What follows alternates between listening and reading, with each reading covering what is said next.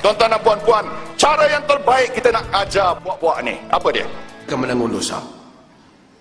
Jika polis memulakan, polis yang menyembuh rakyat, dia yang memukul orang yang tak bersalah, dia menanggung dosa. Umar bin Hubairah apabila dinasihati oleh Al-Hasan Al-Basri, apabila Hasan Al-Basri, dia tanya Hasan Al-Basri, ada surat-surat daripada khalifah yang mai padaku, kadang-kadang nampaknya bagus, kadang-kadang nampaknya menzalimi orang, apa patut aku buat? Salah seorang ulama kata ke dia, engkau tak bersalah kerana engkau telah diberikan arahan oleh orang.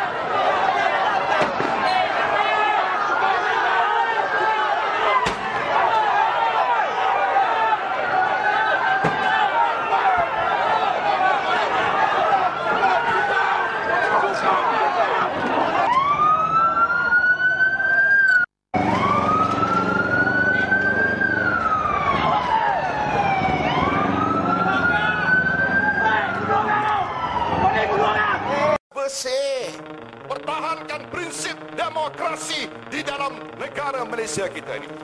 Bersih.